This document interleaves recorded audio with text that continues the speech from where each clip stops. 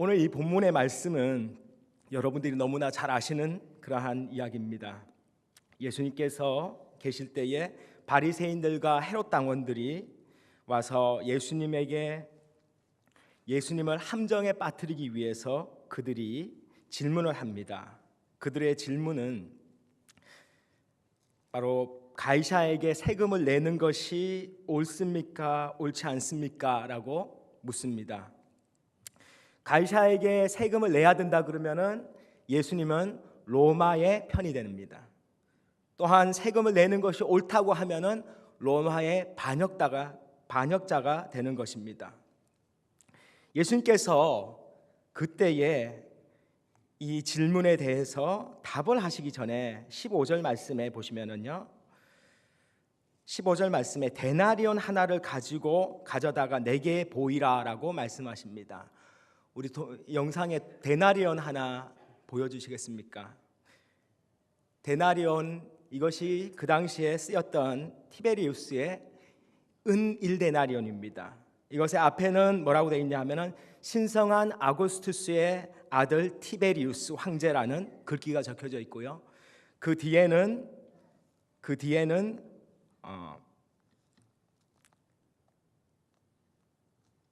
그의 아들 거룩한 사제 티베리우스라고 그렇게 기록되어 있다고 합니다. 이 동전을 예수님께서 보여달라고 하시면서 하시는 말씀이 이 형상과 이 글이 누구의 것이냐라고 말씀합니다. 이 형상이라고 하는 단어는 아이콘이라는 단어를 쓰고 있습니다. 우리가 알고 있는 아이콘, 여기 사진에 하나 보여주시겠습니까? 아이콘이 하나 있는데 아닙니다. 잘못됐습니다. 저 가운데 있는 게 접니다. 아이콘, 제가 잘못 넣어가지고. 자, 아이콘이라는 것은 뭐냐 하면은 실제를 대표해서 나타나는 어떤 형상화시킨 것들이 바로 아이콘입니다. 아이콘을 보이시면서 이 형상과 이 글이 누구의 거냐라고 말씀하자 그들이 가이사의 것이다라고 대답했습니다. 성경에서 형상이란 단어가 어디에 제일 처음 나오냐 하면 창세기 1장 26절 27절에 가시면 나옵니다. 거기에서 쓰였던 단어는 째렘이란 단어를 히브리어 단어를 쓰고 있습니다. 이 째렘도 마찬가지로 이미지 그리고 닮은 것, 이러한 뜻을 가지고 있습니다. 한번 창세기 1장 26절 27절 한번 읽겠습니다. 하나님이 이르시되 우리의 형상을 따라 우리의 모양대로 우리가 사람을 만들고 그들로 바다의 물고기와 하늘의 새와 가축과 온 땅과 땅에 기는 모든 것을 다스리게 하자 하시고, 27절 말씀에 하나님이 자기 형상 곧 자기의 형상대로 사람을 창조하시되 남자와 여자를 창조하시고 라고 말씀합니다. 하나님께서 우리 인간을 창조하실 때 하나님께서 뭐가 되시냐? 하나님이 원본이 되십니다.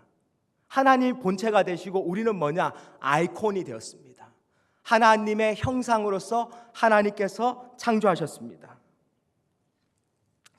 그래서 하나님께서 우리 인간을 창조하셨을 때의 특징은요, 우리 안에 하나님의 영이 들어와 있었습니다. 창세기 2장 7절 말씀 보시면은요, 여호와 하나님이 땅의 흙으로 사람을 지으시고 생기를 그 콜에 불어넣으시니 사람이 생명이 되었더라라고 말씀하고 있습니다. 하나님께서 인간을 창조하실 때 흙으로 이 모양을 만드셨습니다. 그리고 그 코에 하나님의 성령을 불어넣어 주셨습니다. 그러자 그 전까지 존재하지 않았던 인간이라는 존재가 살아났습니다. 그리고 하나님 앞에 움직이기 시작했습니다. 하나님께서 아담을 만들으셨을 때에 아담의 몸이 하나님의 성령이 거하시는 성전이었습니다. 아담에게는 하나님의 말씀이 그의 마음판에 양심과 하나님의 율법들이 새겨져 있었습니다. 그뿐만 아니고 하나님께서 이 세상을 통치할 수 있는 권세들을 다 주셔서 이 세상에 하나님께서 1장 28절의 말씀에 보시면은 하나님이 그들에게 복을 주시며 하나님이 그들에게 이르시되 생육하고 번성하여 땅에 충만하라. 땅을 정복하라. 바다의 물고기와 하늘의 새와 땅에 움직이는 모든 생물을 다스리라 하시니라. 하나님께서 하나님의 형상을 만들으셨는데 하나님께서 이 세상의 만물들을 다스리라는 하나님께서 명령과 함께 하나님의 권세와 축복이 그에게 임했습니다. 근데요, 아담은 그냥 하나님의 대표자, 아이콘으로서만 사는 것이 아니고 하나님께서 그에게 축복하신 것 중에 하나가 뭐냐면은 하나님께서 불멸하는 영을 주셨다는 사실입니다. 동시에 하나님의 영이 있기 때문에 아담은 하나님의 거룩하심과 하나님의 공의하심과 하나님의 사랑과 하나님보다는 못하지만은 아주 뛰어난 지성을 하나님께서 주셨습니다. 인간이 창조되었을 때는 사실은 엄청난 존재로 하나님께서 만들어 주셨습니다. 근데 그 형상이 어떻게 됐느냐? 죄로 인해서 마치 깡통을 제가 사무실 두고 안 가져와가 깡통이 있었는데 완전히 그것을 밟아서 찌그러뜨린 그러한 형태가 되어버렸습니다. 이것은 깡통이긴 한데 제대로 기능을 할 수 없는 그러한 깡통이 되어버렸습니다. 죄로 인해서 하나님을 아는 지식도 없어졌고요. 죄의 부끄러움만이 우리를 감싸는 밖에는 없었습니다. 하나님과의 관계가 멀어지는 것은 죄 때문이었습니다. 그것으로 말미암아 인간에겐 불행이 찾아왔고 또한 인간은 죽음이라는 것을 피할 수가 없는 존재가 되어버렸습니다. 오늘 이 본문에 예수님께서 이 형상을 말씀하십니다. 이 형상은 로마 황제의 형상입니다. 그 당시에 로마 황제의 얼굴은 이 형상은 무엇을 나타내느냐 하면은 로마 황제를 신격화하는 우상화하는 것을 의미합니다. 또한 이 동그란 게 뭐였죠? 동전이었습니다. 돈이었습니다. 아마 여러분도 저하고 생각이 같을 겁니다. 이 세상에서 돈만큼 많은 권력과 힘을 가진 것도 없는 것 같습니다. 하나님보다 하나님 다음으로. 그렇지 않으세요? 돈이 있으면은 요즘 세상에 못하는 것이 없습니다. 생명에 대해서는 못합니다. 하지만은 돈이 많은 것들을 우리에게 편리한 것들을 가지고 다 줍니다. 근데 마치 돈은요, 우리가 그것을 섬기고 우상화할 때 세상을 모든 것들을 다 줄 수 있을 것만 같이 우리에게 다가옵니다. 예수님께서 이렇게 말씀하십니다. 그 형상과 이 글이 누구의 것이냐라고 하자 사람들이 가이사의 것이라고 말하자 예수님께서 하시는 말씀이 17절 말씀에 예수님께서 이르시되 가이사의 것은 가이사에게 하나님의 것은 하나님께 바치라 하시니. 여기에서 가이사의 것은 뭐죠? 이 동전, 디나리온, 한 개의 디나리온을 동전은 누구에게 주라고요? 가이사에게. 왜냐하면 가이사의 형상이 있고 가이사의 물건인 이 세상에 속한 물건이기 때문에 가이사에게 드리는 것이 당연하다라고 말씀합니다. 하지만은 하나님의 것은 하나님께 바치라라고 했는데요. 원어상에는 아포도테라는 단어인데 이것은요, 도테라는 단어가 주다라는 뜻인데 아포도테라 그러면 돌려주는 것을 말합니다. 하나님의 것은 하나님께 돌려주라라고 말씀하고 있습니다. 예수님께서 말씀하시는 하나님의 것이라는 것은 성전에 쓰이는 동전을 이야기하는 것이 아닙니다. 하나님께서 하나님의 형상을 심어놓은 것을 의미하고 있습니다. 바로 저와 여러분을 말씀하고 있습니다. 하나님의 백성을 말씀하고 있습니다. 하나님의 백성은 나의 형상을 가지고 내가 만든 나의 것이라. 그러니까 나에게 나의 소유라는 것을 말씀하고 있습니다. 성경에서 하나님께서 우리에게 하나님의 본체이신데 하나님의 형상을 입고 이 세상에 보내신 분이 한 분 있습니다. 그분은 바로 예수 그리스도이십니다. 예수님은 일그러진 우리의 그 형상을 회복시켜 주시기 위해서 하나님의 완전하신 형상이 무엇인지를 보여주시기 위해서 이 땅에 오셨습니다. 십자가는 뭐냐 하면은 하나님의 형상이, 하나님께서 보내신 그 형상이 일그러지는 것을 보여주고 있습니다. 처절하게 일그러져가는 하나님의 형상이 나타나 있는 것이 바로 십자가입니다. 근데요, 하나님께서 하신 일은 뭐냐?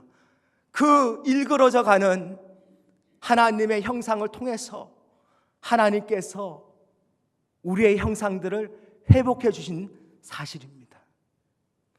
십자가는 하나님의 사랑과 하나님의 공의가 서 있는 것입니다.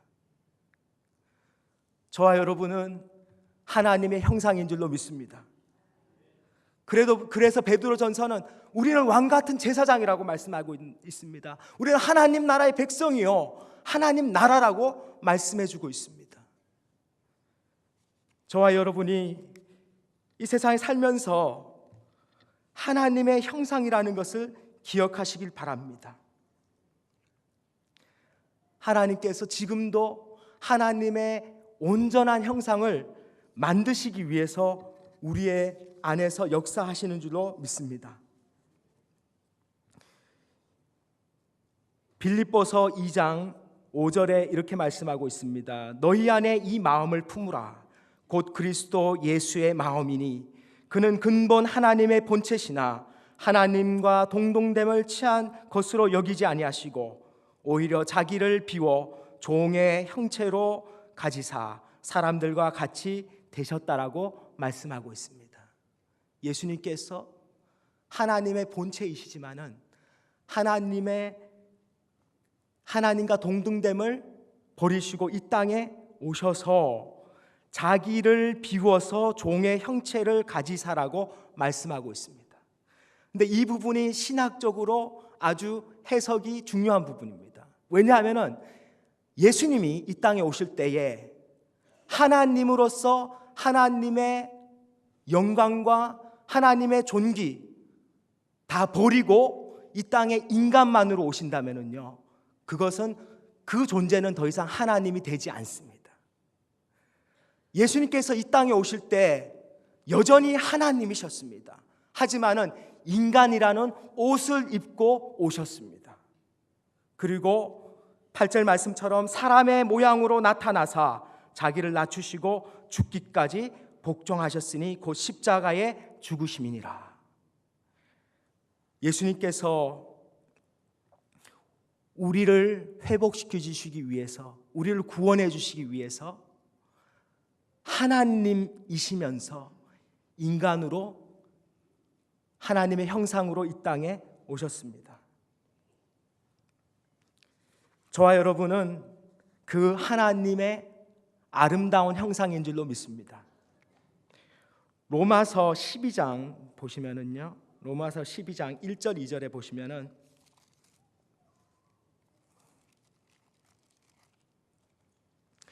로마서 12장 1절 2절에 그러므로 형제들아 내가 하나님의 모든 자비하심으로 너희를 권하노니 너희 몸을 하나님이 기뻐하시는 거룩한 산 제물로 드리라.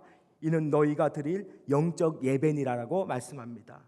왜 우리가 하나님 앞에 산 제물을 드려야 되느냐? 왜냐하면은 하나님의 본체 되신 그 예수님께서 우리를 위해서 하나님 앞에 제물이 되어 주셨기 때문에, 그분이 바로 하나님께서 우리에게 본이 되길 원하시는 분이십니다. 그래서 우리는 하나님의 형상으로서 예수님께서 하신 것처럼 우리의 삶을, 우리의 생명을 들여서 하나님을 예배하는 삶을 사는 것이 마땅한 줄로 믿습니다. 그러면서 구체적으로 어떠한 삶을 살아야 되느냐, 2절 말씀에 너희는 이 세대를 본받지 말고라고 말씀하고 있습니다. 여기서 본받다라는 이 단어의 뜻이 뭐냐 하면은요, 주물을 만들어서 쇠를 녹여서 그걸 통해 가지고 주조를 만들어내다라는, 몰딩하다라는 단어입니다. 이것은 뭐냐면 틀을 짜놓고 거기에 끼워 넣어서 형태를 갖추는 것을 말씀하고 있습니다. 이 세상은 우리로 하여금 세상을 닮기를 원합니다. 그래서 세상의 틀을 우리에게 강요하고 있고 세상이 살아가는 방식대로 살아가라고 우리에게 오늘도 말하고 있습니다. 근데 성경은 뭐라고 말씀하시냐? 우리가 이 세상을 본받는 것이 아니고 마음을 새롭게 함으로 변화를 받으라라고 말씀하고 있습니다. 마음을 새롭게 한다라는 것은 우리 스스로가 할 수가 없습니다. 내가 술, 담배를 한다면은 그것을 끊는다는 건 내 결단으로만 되지 않습니다.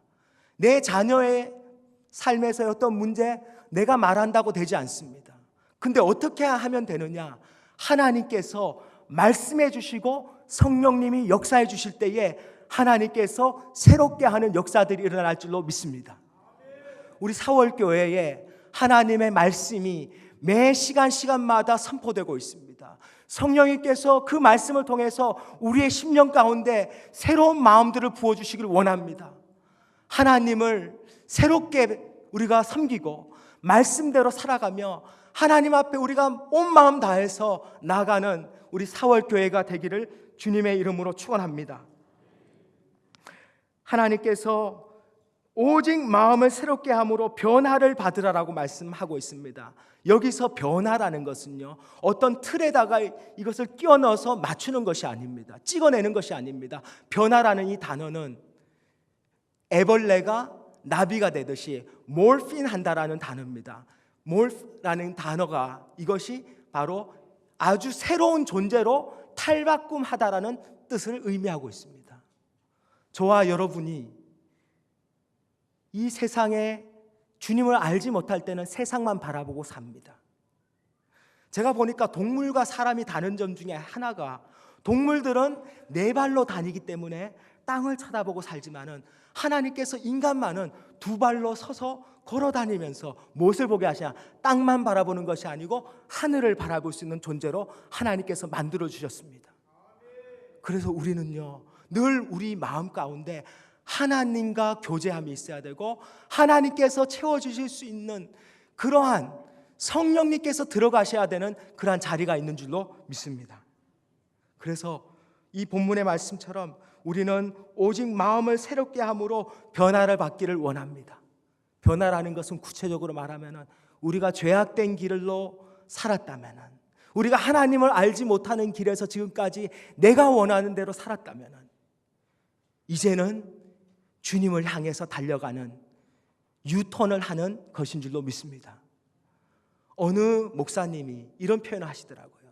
우리가 예수님을 알기 전에는 우리의 인생이 말이 그 고삐를 자기 입에다가 물고 달리는 것과 똑같다고 말합니다.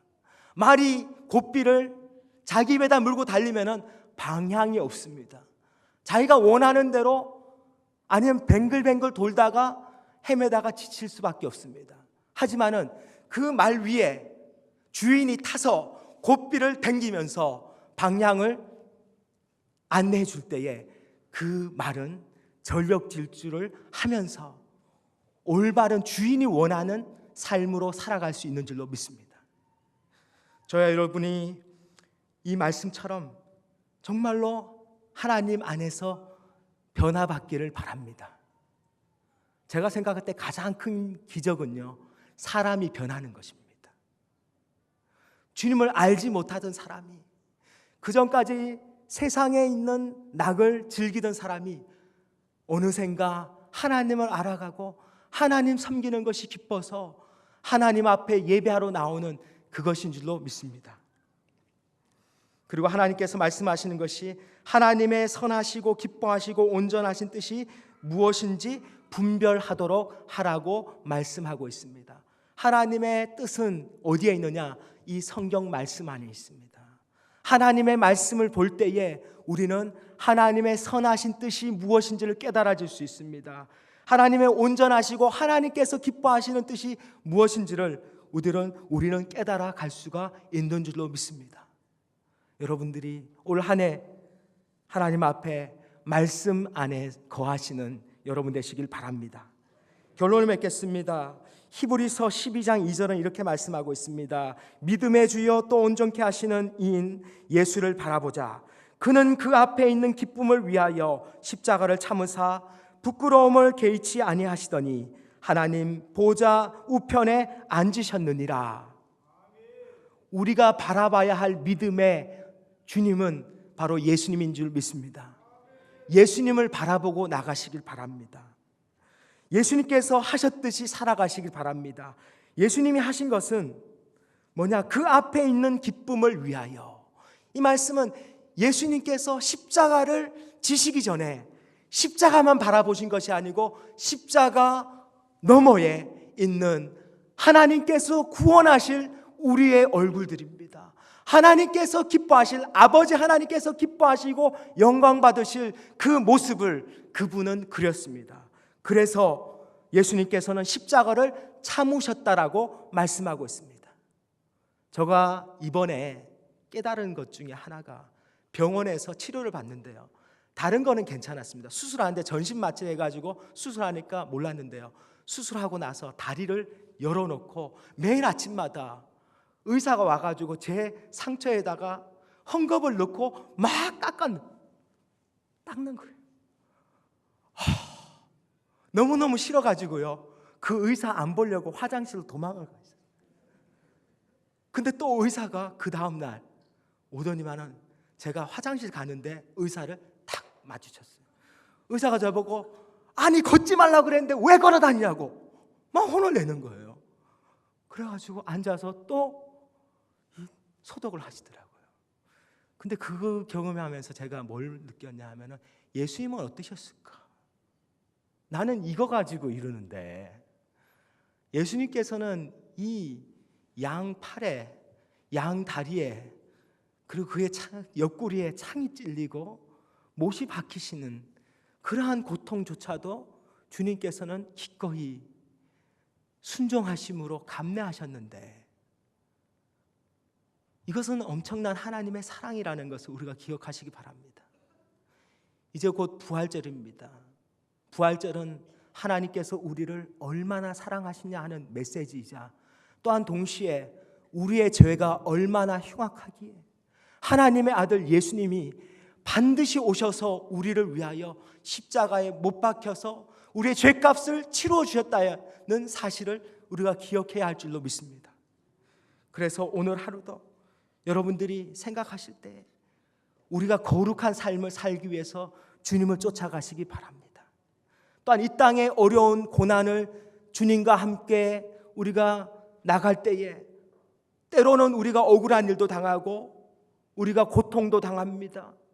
또 병마와 그러한 겪는 일들도 있을 수 있습니다. 하지만은 여러분들, 이 세상에 넘어서 있는 주님과 함께할 그날을 바라보시고 살아가시기 바랍니다. 저에게는 소망이 언젠가 우리 가족이 같이 살 거라는 소망이 있습니다. 이 땅에서, 그리고 하나님 나라에서 영원히 함께 살 그 소망을 가지고 나갑니다. 베드로후서 1장 4절에 1장 10절 11절 말씀에 이렇게 말씀하고 있습니다. 형제들아 더욱 힘써 너희 부르심과 택하심을 굳게 하라. 너희가 이것을 행한즉 언제든지 실족하지 아니하리라. 이같이 하면 우리 주 곧 구주 예수 그리스도의 영원한 나라에 들어감은 넉넉히 너에게 주어지리라라고 말씀하고 있습니다. 저와 여러분은 이미 약속을 받은 자들입니다. 우리는 하나님의 거룩하심에 참여하는, 하나님의 신성한 성품에 참여하는 자들이 되었습니다. 그래서 하나님께서 말씀을 통해서, 성령을 통해서 우리가 예수님을 닮아가고 하나님을 닮아가는 성품으로 주님이 바꿔주시고, 또한 이 세상에 살아가는 동안에 예수님처럼 우리가 십자가의 고난도 주님과 함께 짐으로 말미암아 우리가 죽음으로 말미암아 하나님의 형상들이 더 많이 회복되고 하나님을 알지 못하는 어둠과 죄악에 잡혀 있는 자들이 주님 앞에 돌아오는 놀라운 부흥의 역사들이 일어나기를 주님의 이름으로 축원합니다. 여러분들이 주님과 동행하시고 주님의 동역자로서 살아가시는 우리 사월교회 성도님 다 되시기를 주님의 이름으로 축복합니다.